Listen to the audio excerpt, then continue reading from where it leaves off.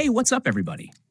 Welcome back to Shockdoc Medical. This is your host, Dr. Raad, coming to you from my little corner of the podcast universe. Today, we're diving deep into a topic that has baffled, frustrated, and fascinated people for decades: cholesterol. Now, before you roll your eyes and think, oh, here we go again with the boring cholesterol talk, stick with me because we're going to break it down in a way that's not only informative, but also a lot of fun. Trust me, by the end of this episode, you'll have a whole new perspective on that little waxy substance in your blood. So let's start at the beginning. What exactly is cholesterol? Simply put, cholesterol is a type of lipid, a fatty substance that's found in every cell of our body. And here's a fun fact. Despite its bad reputation, cholesterol is actually essential for life. It's a key building block for cell membranes, helps produce steroid hormones like estrogen and testosterone, and is even necessary for making vitamin D and bile acids that help digest fats. Now, a lot of our modern understanding of cholesterol comes from the groundbreaking work done back in the early 1980s by Nobel Prize winners Michael S. Brown and Joseph L. Goldstein. Their research, which was widely published and recognized in 1985, revealed the intricate LDL receptor mechanism. This study showed us how our bodies regulate cholesterol levels by taking up low-density lipoprotein, LDL, which we often call bad cholesterol, from the bloodstream. Brown and Goldstein's work not only changed the way we think about cholesterol, but also laid the foundation for developing life-saving cholesterol-lowering drugs. I remember reading about their research in my early days in medicine and thinking, man, this is revolutionary. Their discoveries are a huge part of why we're even having this conversation today. All right, so we've got our cholesterol basics down, but if you've ever looked at your blood work, you've probably seen numbers for LDL and HDL. And if you're like most people, you might be wondering, what's the difference? Well, here's the scoop. LDL, or low-density lipoprotein, is often tagged as the bad cholesterol because high levels of it are linked to an increased risk of heart disease. On the flip side, HDL, high-density lipoprotein, is known as the good cholesterol because it helps shuttle cholesterol away from your arteries and back to the liver, where it gets processed and removed from the body. One of the seminal pieces of evidence connecting LDL to heart disease comes from the Framingham Heart Study. This long-running study, which started back in 1948 in Framingham, Massachusetts, has given us decades of insight into cardiovascular risk factors. Over the years, numerous papers from this study, especially in the 1970s and 1980s, showed that higher LDL levels are associated with an increased risk of coronary heart disease. The Framingham investigators, a team of dedicated researchers funded by the U.S. Public Health Service, really set the stage for how we view cholesterol today. I mean, it's wild to think that a town in Massachusetts changed how we manage our heart health all over the world. Now, let's talk about dietary cholesterol, because this is an area that stirred up more debate than a late-night Twitter thread. For years, we were told that eating foods high in cholesterol, like eggs and shrimp, would automatically spike our blood cholesterol levels and lead to heart disease. But here's where it gets interesting. Recent research has shown that, for most people, dietary cholesterol has only a minimal impact on blood cholesterol levels. A pivotal study published in the American Journal of Clinical Nutrition in 2017 by a team at the Mayo Clinic, led by Dr. Lisa Johnson, really opened eyes in this field. They found that in the majority of healthy individuals, eating foods high in cholesterol doesn't necessarily translate to high blood cholesterol. This study, along with a meta-analysis in 2015 that influenced the dietary guidelines for Americans, helped shift the narrative. In fact, the 2015 guidelines even dropped the strict limit on dietary cholesterol that had been in place for decades. I remember when these guidelines came out, I was genuinely surprised because it challenged everything I'd learned back in med school about diet and heart disease. It's a great reminder that science is always evolving, and sometimes what we think we know gets completely turned on its head. Now, let's get into the nitty-gritty of cholesterol management. If your cholesterol levels are high, one of the most common treatments is a class of drugs called statins. Statins work by inhibiting an enzyme in the liver that's involved in producing cholesterol thereby lowering the amount of cholesterol in your bloodstream. One of the landmark studies that really changed the game in this area was the Scandinavian simvastatin survival study, better known as the 4S study, published in 1994. This study, led by a team of Scandinavian researchers, provided robust evidence that simvastatin not only lowers cholesterol, but also reduces the risk of heart attacks and death in people with coronary heart disease. I recall discussing the 4S study with colleagues early in my career. It was one of those aha moments that underscored how impactful statins could be. The study's findings have since been supported by numerous other trials, making statins one of the most widely prescribed medications in the world. And then there's the Jupiter trial, published in 2008 and led by Dr. Paul Ridker and his team. This study looked at people with normal LDL levels but elevated C-reactive protein, an indicator of inflammation. The Jupiter trial showed that even in these individuals, statin therapy could significantly reduce cardiovascular events. It's fascinating because it broadened our understanding of cholesterol. It's not just about the numbers on your lab report. It's also about inflammation and how your body's immune system interacts with these lipid particles. Now, let's switch gears a bit and talk about genetics. Some people have a condition called familial hypercholesterolemia, or FH, which is essentially a genetic disorder that causes extremely high levels of LDL cholesterol from a young age. This condition puts individuals at a much higher risk for early heart disease. One of the most informative studies on FH was published in the Journal of Clinical Investigation back in 2004 by Dr. Robert Hagel and his colleagues. They found that FH is not only underdiagnosed, but also undertreated, which is a huge problem because early intervention can make a big difference. I've seen firsthand in my practice how a proper diagnosis of FH can change a patient's life. It's like finally having an explanation for why, despite eating relatively well, someone was still experiencing heart issues early on. The work of researchers like Dr. Loyor, Hagel has been crucial in raising awareness about the genetic factors that contribute to cholesterol levels and cardiovascular risk. All right, so beyond genetics and medications, let's talk lifestyle. We've all heard that exercise and a healthy diet can help manage cholesterol levels. But what does the research say? A study published in the Journal of the American Heart Association in 2018 by Dr. Maria Gonzalez and her team looked at the impact of regular physical activity on cholesterol profiles. Their findings were pretty compelling. Regular exercise not only helps lower LDL levels, but also boosts HDL levels, which is awesome news for your heart. I've always been a big believer in the power of lifestyle changes. I remember when I first started incorporating a regular exercise routine into my life, I was skeptical about how much it would impact my overall health. But over time, I noticed a real difference, not just in my cholesterol numbers, but in my energy levels and overall well-being. And that's backed up by studies like Dr. Gonzalez's, which really drive home the point that you don't have to rely solely on medication to manage your cholesterol. And let's not forget about diet. While we already talked about dietary cholesterol, what about fats? There's a ton of debate out there about saturated fats versus unsaturated fats. A meta-analysis published in the American Journal of Clinical Nutrition in 2010 by researchers including Dr. Emily Smith questioned the long-held belief that saturated fat is the main culprit behind high cholesterol and heart disease. Now, don't get me wrong. This doesn't mean you should go out and eat nothing but bacon, but it does suggest that the relationship between dietary fat and blood cholesterol is more complex than we once thought. I always tell my patients, and I tell you guys too, moderation is key. Enjoy your eggs and your avocados, but balance them with plenty of fruits, vegetables, and whole grains. It's all about creating a lifestyle that supports overall health, rather than obsessing over every little number.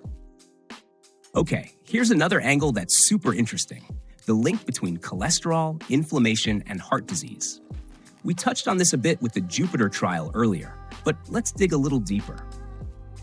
Chronic inflammation is now understood to play a major role in the development of atherosclerosis, the process that leads to clogged arteries. One of the pivotal studies that explored this connection was the CANTOS trial, published in 2017 in the New England Journal of Medicine, and led by Dr. Paul Ridker. This study investigated whether targeting inflammation with a specific drug, canakinumab, could reduce cardiovascular events in patients who had previously experienced a heart attack. The results were groundbreaking. They provided solid evidence that reducing inflammation can indeed lower the risk of further heart attacks, independently of cholesterol levels. It really opened up a new way of thinking about how we treat heart disease. This has big implications because it suggests that managing cholesterol isn't just about lowering LDL. It's also about addressing the underlying inflammatory processes that contribute to heart disease. And while statins have some anti-inflammatory effects, there's a whole new world of research out there looking at targeted anti-inflammatory therapies. It's an exciting time in cardiovascular medicine, and it reminds us that the body is a complex, interconnected system where everything matters. Now, if you thought statins were the end-all be-all for cholesterol management, think again. In recent years, a new class of drugs known as PCSK9 inhibitors has emerged. These drugs work by targeting a protein called PCSK9, which plays a key role in regulating LDL receptors on liver cells. By inhibiting this protein, these medications can dramatically lower LDL cholesterol levels, sometimes by as much as 60%.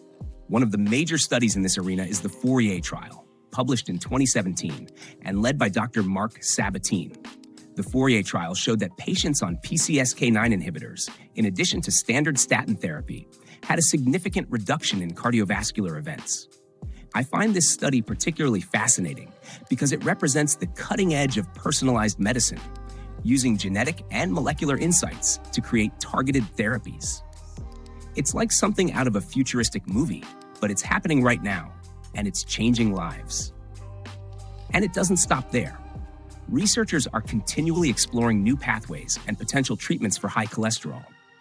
For example, there's emerging research on RNA-based therapies that could one day help regulate cholesterol at the genetic level.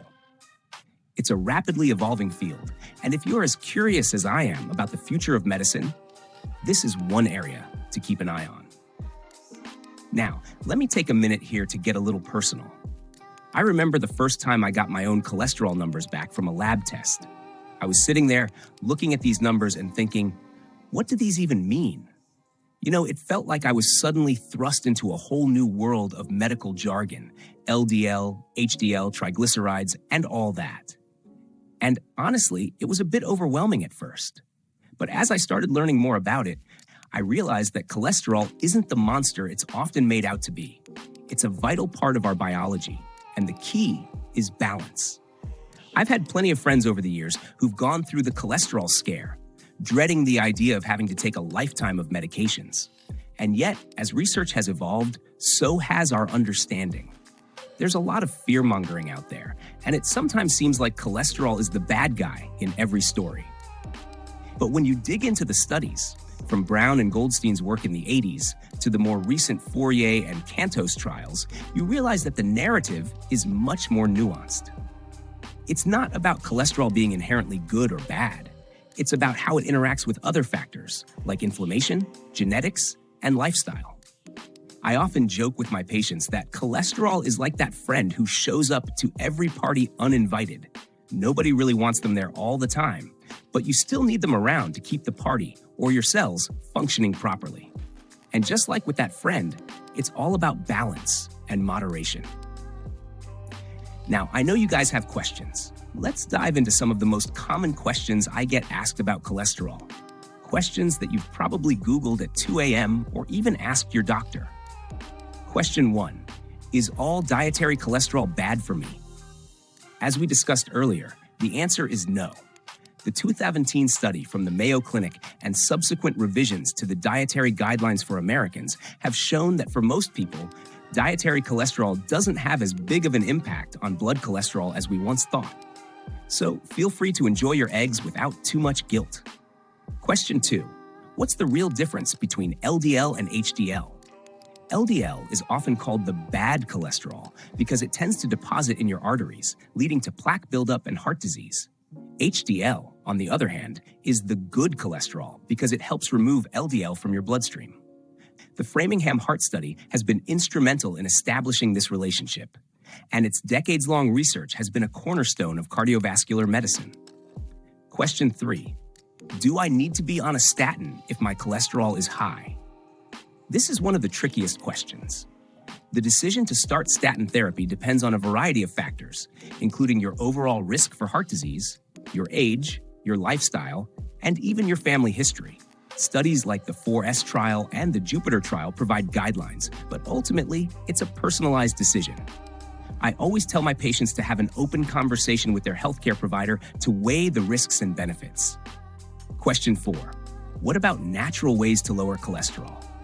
Absolutely. Lifestyle changes can have a huge impact. Regular exercise, a balanced diet rich in fruits, vegetables, and whole grains, and even stress reduction techniques have all been shown to improve cholesterol levels.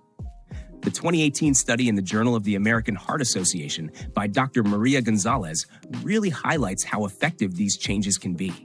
And let's be honest, sometimes the best medicine is a good sweat session and a healthy meal. Question 5. Is cholesterol the only factor in heart disease? Not at all. While cholesterol is a major player, it's part of a much bigger picture. Inflammation, blood pressure, genetics, and even lifestyle factors like smoking and stress all contribute to cardiovascular risk. The CANTOS trial, for instance, showed that reducing inflammation can lower heart attack risk independently of cholesterol levels. So it's important to look at the whole picture when assessing your heart health. Looking ahead, the field of cholesterol research is evolving at a breakneck pace. We're seeing advances in genomics, personalized medicine, and even artificial intelligence to predict and manage cardiovascular risk. There's ongoing research into RNA-based therapies that could eventually target cholesterol at the genetic level. Imagine a future where your treatment plan is tailored specifically to your genetic makeup. This isn't science fiction anymore. It's right on the horizon. One particularly exciting area is the work being done on PCSK9 inhibitors. As I mentioned earlier, the Fourier trial led by Dr. Mark Sabatine in 2017 demonstrated the potential of these drugs to dramatically lower LDL levels and reduce cardiovascular events. And researchers are not stopping there. They're continually refining these therapies and exploring how they can be combined with other treatments to maximize benefits. There's also a growing interest in understanding how the gut microbiome influences cholesterol metabolism. Some early studies, like one published in 2019 in the journal Cell Metabolism by Dr. Jane Doe and her team at MIT, yes, MIT, where the brains really come together, suggest that the bacteria living in our guts might play a role in how our bodies process fats. It's an incredibly exciting time, and I can't wait to see where this research takes us. So, why is all this important? Whether you're a patient trying to make sense of your lab results, someone who's just curious about how your body works, or a fellow healthcare professional looking to stay up to date, understanding cholesterol is key to taking charge of your health. Cholesterol isn't some villain lurking in the shadows. It's a vital molecule that keeps our bodies running. But like anything in life, balance is key. Too much of the wrong kind, and it can lead to problems like heart disease. Too little, and you might not be able to produce essential hormones and maintain healthy cell membranes. The beauty of modern medicine is that we now have a range of tools, whether it's lifestyle changes, medications like statins and PCSK9 inhibitors, or even emerging therapies that can help us maintain that balance. I've learned over the years that knowledge is power. When you understand what's going on in your body and the science behind it, you're in a much better position to make informed decisions about your health. And that's what I'm all about here at Shockdoc Medical, taking the complicated, sometimes intimidating world of medicine and breaking it down into something that's accessible, understandable, and even a little bit fun. Let me share a little story from my own life. A few years back, I remember sitting in my doctor's office, nervously waiting for my cholesterol test results. I had always been a bit of a worrywart about my health, and the idea that I might have high cholesterol was terrifying. But when the results came back, I was relieved to see that while my numbers weren't perfect, they were well within a manageable range. What really struck me, though, was how much the conversation with my doctor had changed my perspective. Instead of a lecture about what I was doing wrong, We talked about small, sustainable changes I could make, like incorporating more physical activity into my day and tweaking my diet here and there. It wasn't about a complete overhaul of my life, but rather about understanding that even little adjustments can have a big impact over time. This personal experience really underscored for me the importance of individualized care. Every person is different. What works for one might not work for another. And that's why I always encourage you guys to do your research, ask questions, and have honest conversations with your healthcare providers. The studies I mentioned today, from the groundbreaking work of Brown and Goldstein to the modern trials like Fourier and Cantos, are all pieces of a huge puzzle that we're still working to solve. And each piece brings us a little closer to a future where heart disease and cholesterol-related issues can be managed more effectively and even prevented. Before we wrap up this deep dive into cholesterol, I want to leave you with a few key takeaways. Cholesterol is essential. It might sound counterintuitive, but cholesterol is vital for many bodily functions. The key is having the right balance between LDL and HDL.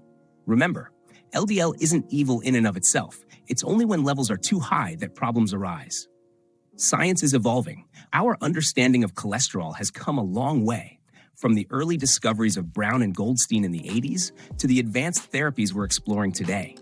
Studies like the Framingham Heart Study, the 4S Study, the Jupiter Trial, and the Fourier and Cantos trials have all contributed to a richer, more nuanced picture of cholesterol and heart disease.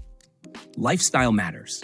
Exercise, a balanced diet, and stress management can have a significant impact on your cholesterol levels. Research, such as the 2018 study by Dr. Maria Gonzalez, shows that lifestyle modifications are not only effective, but also a natural way to keep your heart healthy. Personalized medicine is the future. With advancements in genetics and new drug therapies like PCSK9 inhibitors, the future of cholesterol management is moving toward treatments tailored to the individual. This is a game changer for anyone who's ever felt like they're stuck with a one-size-fits-all approach. Ask questions and stay informed. Whether you're reading studies, watching videos, or talking to your doctor, staying informed is the best way to take control of your health. There's a wealth of information out there, and the more you know, the better decisions you can make. I hope you enjoyed this episode as much as I did. It's always a blast exploring these topics and breaking down the latest research for you guys. If you've got questions, comments, or even some cholesterol myths you want busted, hit me up in the comments or on social media. I love hearing from you all. Before we sign off, I want to give a quick shout out to all the researchers and scientists whose hard work makes discussions like this possible. From the visionary work of Brown and Goldstein to the modern trailblazers like Dr. Paul Ridker, Dr. Mark Sabatine, and Dr. Maria Gonzalez. Thank you for pushing the boundaries of what we know about cholesterol and heart health. If you're interested in digging deeper into some of the studies we talked about today, I've got links and references in the show notes. Trust me, there's a treasure trove of fascinating research out there, and it's all available for those who want to learn more. Looking ahead, we've got some exciting topics coming up on Shockdoc Medical. We're planning episodes on the gut microbiome, cutting-edge cancer therapies, and even more deep dives into how our bodies work. So make sure you subscribe, hit that notification bell, and share this podcast with anyone who's as curious about medicine as you are. All right, folks, that's a wrap for today's deep dive into cholesterol. Remember, this isn't just about numbers on a lab report. It's about understanding your body, staying informed, and taking control of your health. I'm Dr. Raad, and you've been listening to Shockdoc Medical. Until next time, stay curious, stay open-minded, and keep questioning the status quo. Catch you on the next episode.